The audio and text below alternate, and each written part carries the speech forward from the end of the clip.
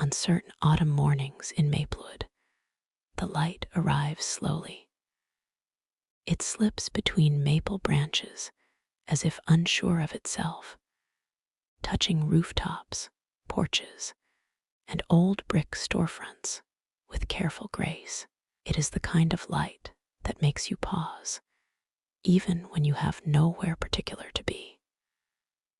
Claire Donnelly used to notice that light. She used to notice many things.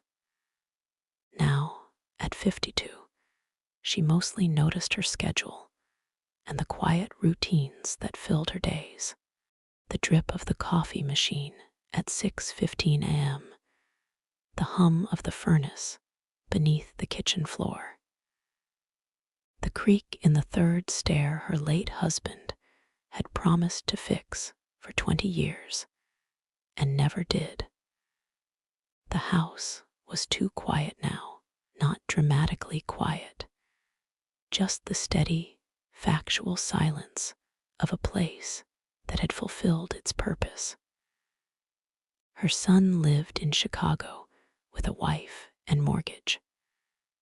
Her daughter was in Boston, building her own life.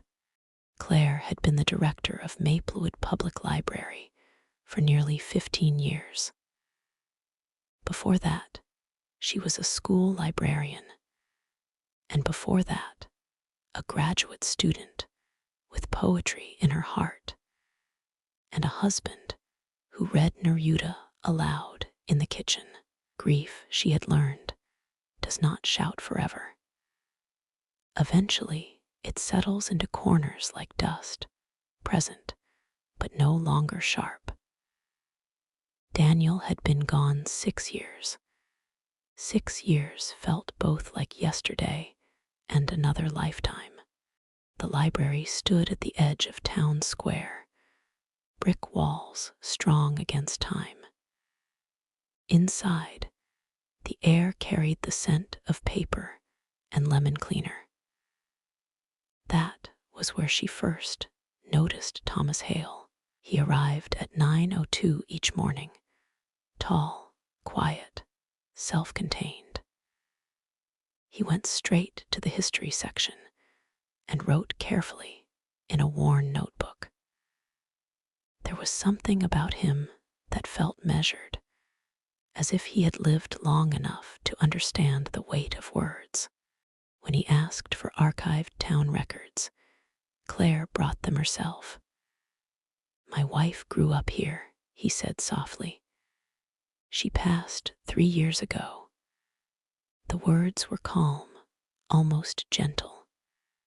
Claire felt recognition rather than surprise. "My husband," she answered, 6 years. For a moment, they simply looked at each other. No pity, no dramatics, just the quiet understanding of two people who knew what it meant to keep living after loss. After that morning, their conversations grew slowly, like leaves turning color one shade at a time. They spoke about small things at first, the heating system, a misplaced biography, the stubborn printer that jammed every Tuesday. Yet beneath those ordinary exchanges was something steady and unspoken. It was not romance, not yet. It was recognition. The quiet comfort of meeting someone who understood the language of absence without needing it explained. Thomas began arriving not only for research, but for the rhythm of the place. He liked the tall windows, the scrape of chairs on wooden floors, the muted turning of pages. Maplewood had been his wife Carol's hometown, full of stories she had once told with bright affection. Now he searched the archives as if gathering fragments of her laughter. Being there made him feel closer to her, yet strangely less alone. One rainy afternoon, he paused beside Claire's desk. "Do you ever feel like you're living two lives at once?" he asked. She looked up, curious. "One life that's happening now, and another that exists entirely in memory." Claire considered his words carefully. "All the time," she admitted. "But memory doesn't disappear when you move forward. It just learns to walk beside you instead of standing in front of you." That evening, Claire walked home beneath a sky washed pale by rain. She realized she had spoken more honestly that day than she had in years. The thought unsettled her. At 52, new beginnings felt reckless, almost inappropriate. She had grown used to managing alone, to filling silence with responsibility. Yet, as she unlocked her front door, she caught herself imagining coffee with Thomas, conversation stretching unhurried across a table. Thomas, too, found himself thinking about Claire long after he left the library. In his small, rented apartment above Main Street, he set down his keys and listened to the radiator hiss. Carol had loved lively rooms, bright colors, constant motion. Claire was different, steady, reflective, grounded. He wondered if companionship at this stage of life was less about excitement and more about shared stillness, about someone willing to sit in truth. Saturday morning brought the town's small farmers' market to the square. Claire went out of habit, canvas bag over her shoulder, searching for apples and fresh bread. She almost turned back when she saw Thomas near the honey stand, reading labels with careful attention. He noticed her at the same moment and offered a tentative smile. "Research break," he said. "Even historians need apples." They walked together between stalls, speaking easily about ordinary things. Claire told him about her daughter's hospital shifts and her son's stubborn refusal to hire a plumber.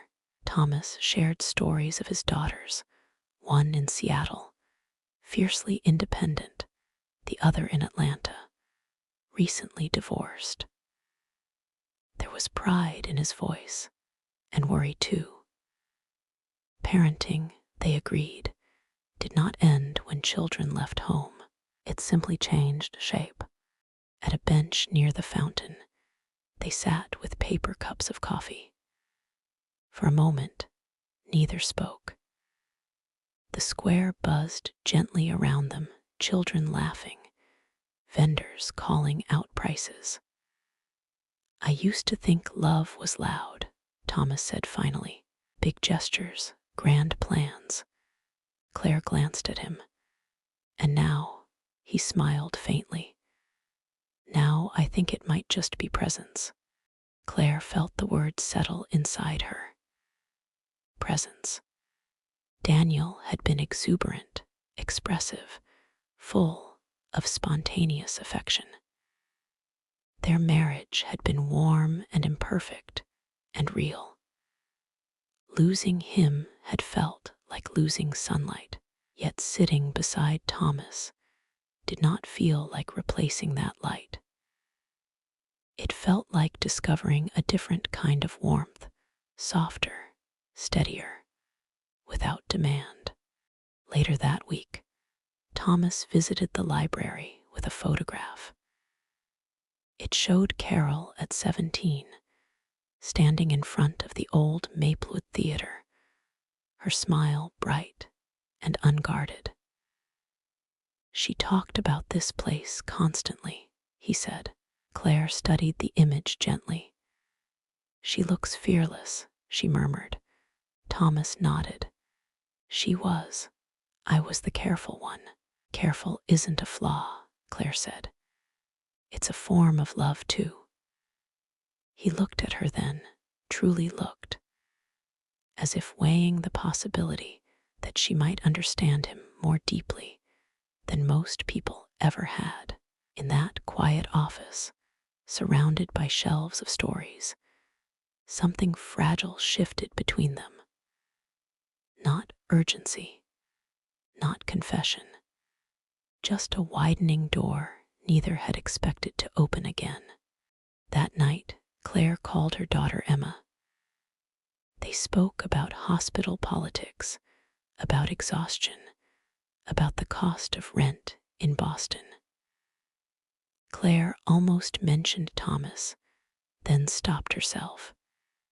It felt too new, too undefined.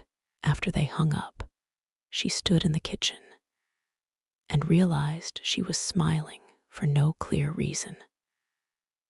The house did not feel quite as heavy as it once had. Thomas, meanwhile, received a text from his daughter Lauren in Seattle. "Dad, are you okay there? Maplewood seems random."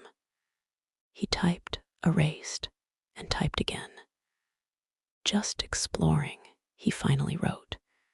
It wasn't entirely untrue. He was exploring the town, yes, but also himself.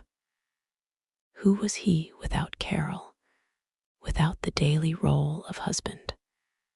The question had frightened him for years. On Tuesday afternoon, the library lost power during a brief storm. The rooms dimmed into gray silence. Patrons drifted out, murmuring. Thomas remained, standing near Claire's desk. "Looks like we're forced into conversation," he said gently. She laughed. They moved toward the tall windows, where light still filtered through rain clouds, settling into chairs like old friends. They spoke of first jobs and early mistakes. Claire confessed she had once wanted to write a novel, but had chosen stability instead. Thomas admitted he had stayed in a career he disliked because it felt responsible. "We were good at being needed," Claire said quietly. He nodded. "But I'm not sure we were ever taught how to be wanted." The sentence lingered long after the lights flickered back on. Claire felt something tighten in her chest, not pain, but recognition. Being needed had defined her marriage, her motherhood, her career. Wanting, however, felt indulgent. Risky, she realized. She did not know how to step towards something simply because it felt alive. When the power returned fully, Thomas rose to leave. At the door, he hesitated. "Would you have dinner with me sometime?" he asked, voice steady, but eyes uncertain. Claire's heart thudded in quiet surprise. She thought of Daniel, of 6 careful years alone, of the fragile balance she had built. Then she thought of presents. "Yes," she said softly, "I would." Their dinner was set for Friday at a small Italian restaurant just off Main Street. Claire stood in front of her closet longer than she expected, touching fabrics she had not worn in years. It surprised her how nervous she felt, not like a young woman before a first date, but like someone stepping carefully onto unfamiliar ground. Hope, she realized, required courage. Thomas arrived early and chose a table near the window. When Claire entered, he stood immediately, a quiet gesture of respect that did not go unnoticed. They spoke at first about safe things, the menu, the town, the weather turning colder, but gradually the conversation deepened. slipping into places neither had visited with anyone in a long time. I was angry after she died, Thomas admitted, fingers resting on the edge of his glass. Not at her, at the silence, at the way the world kept moving. Claire nodded slowly. I was angry at myself, she said, for laughing too soon, for breathing normally. Grief feels like something you're supposed to perform perfectly. He looked at her with quiet intensity.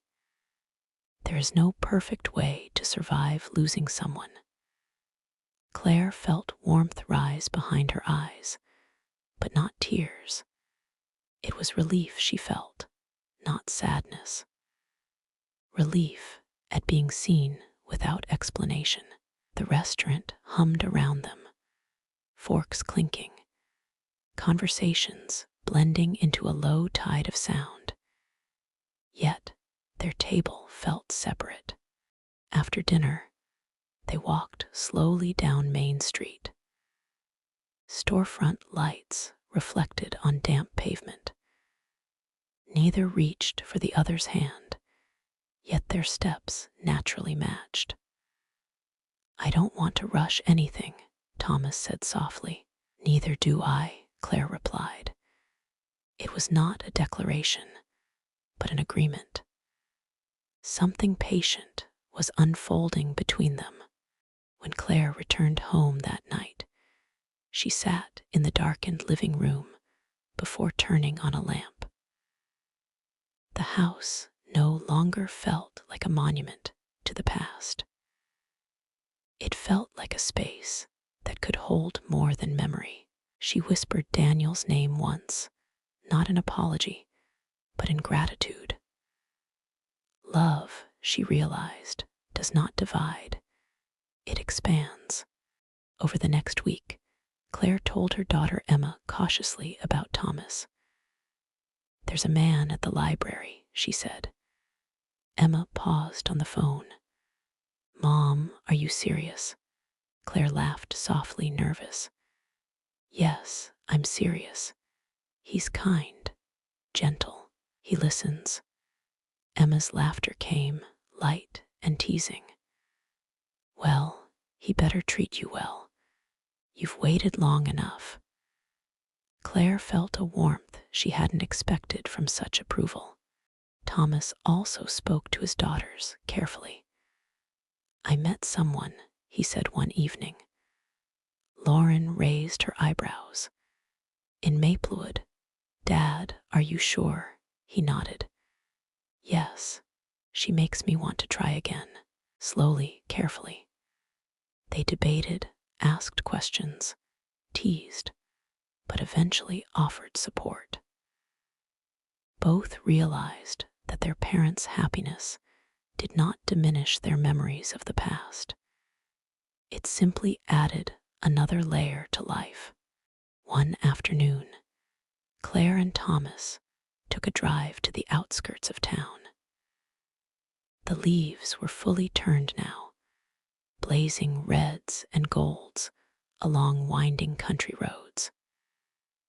They spoke quietly about childhood, about dreams never pursued, about regrets and small victories. Each story revealed depth and vulnerability. Each story also built trust. The world felt suspended around them, private and safe.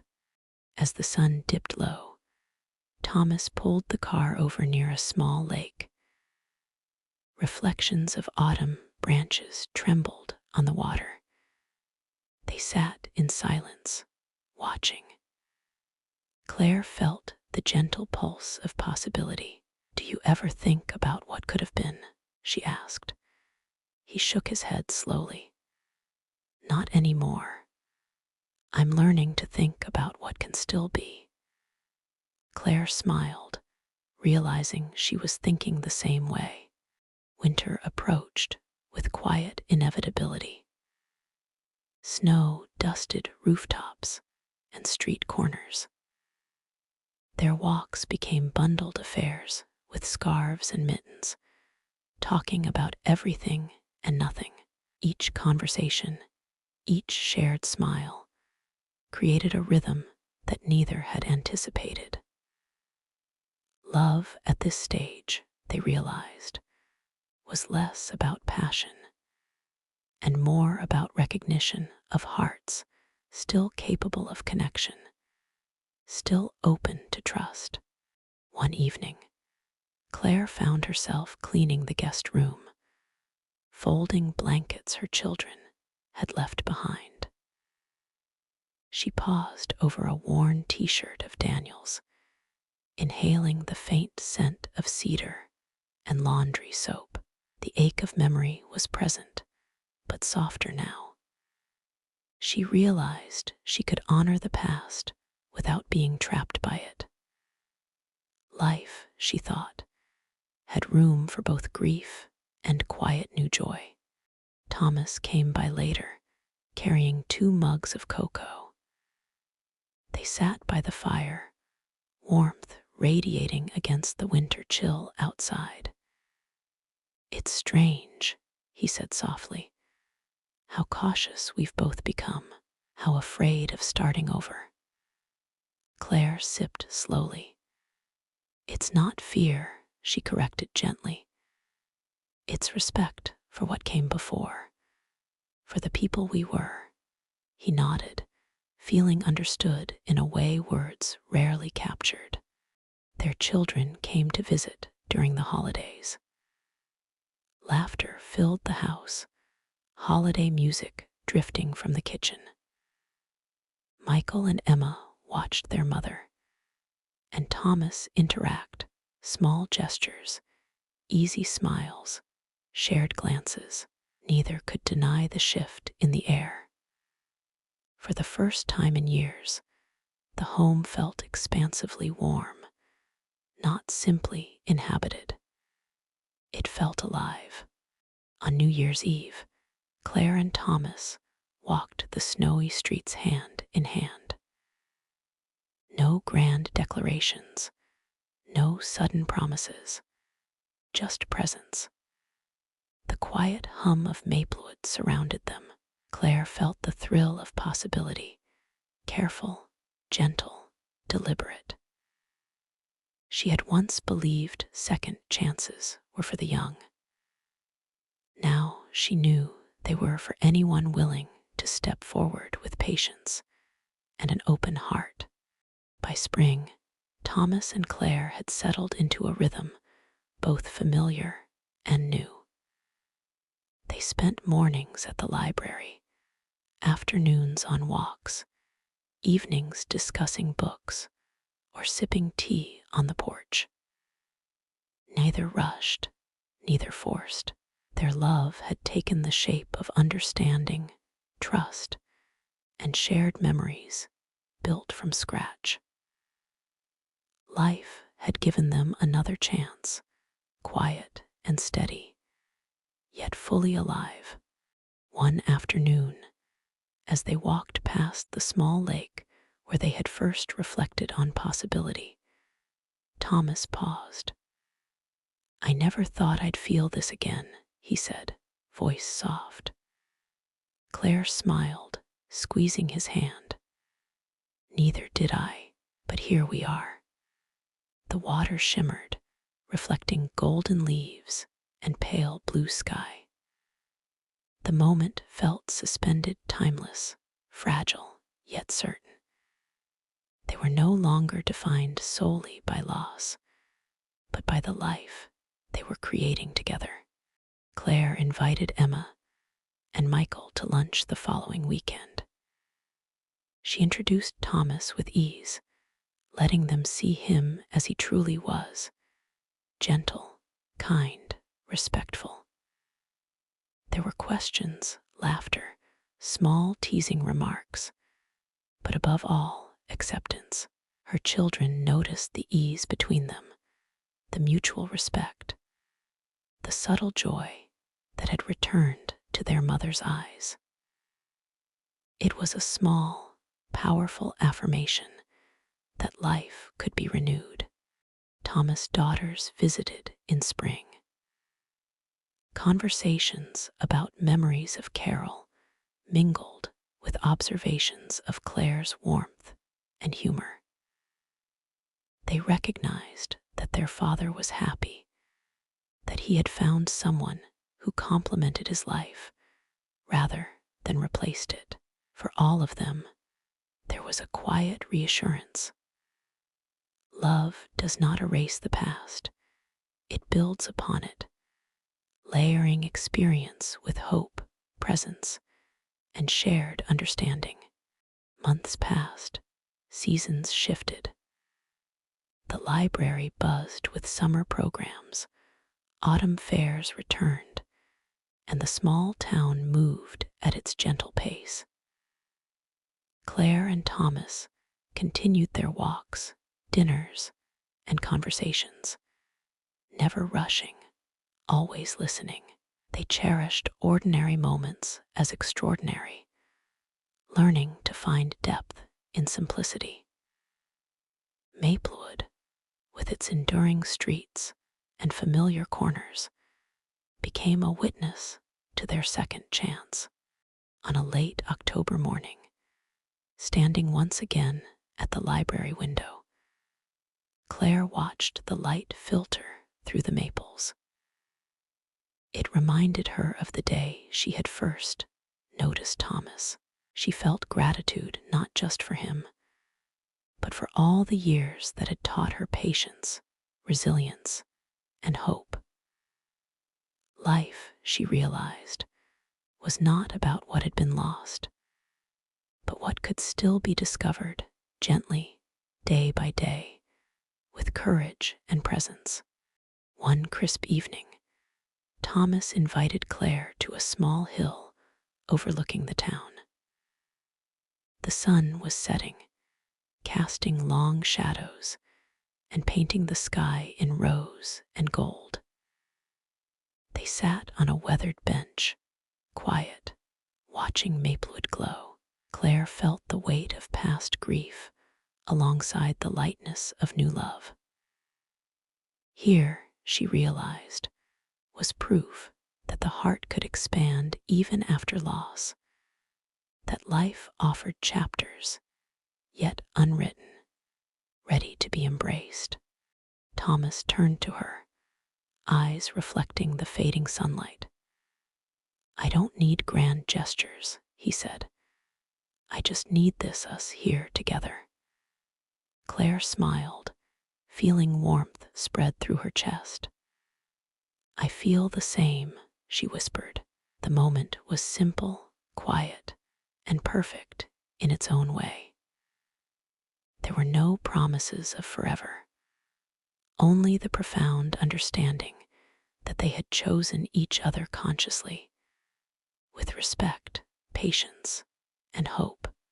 As winter approached again, they decorated the small porch with lights, laughing at tangled strands and crooked wreaths. Their children visited, and together they shared food, stories, and gentle teasing. The house was alive, not with noise alone, but with presence and affection. Claire understood fully that happiness at this stage of life was quieter, steadier, and richer for the patience and experience that had led them here. One evening, Thomas played a soft tune on the piano he had dusted off. Claire listened, leaning on the doorway, feeling memories mingle with present joy. They spoke less, laughed more, and let silence carry the comfort of mutual understanding. Life, with all its twists and losses, had led them to this shared space, a place where past grief and present hope could coexist, where second chances were not merely possible, but beautiful. On the last morning of that year, Claire stood at her kitchen window, sipping tea. Across the street, maple leaves danced in the cold breeze. She thought of Daniel, of Carol, of all who had shaped their lives. Then she looked at Thomas, quietly reading a book at the table, and felt a serene certainty. Love, she realized, was not a race or a timeline. It was presence, patience, and courage. And it was theirs, fully and gently at last.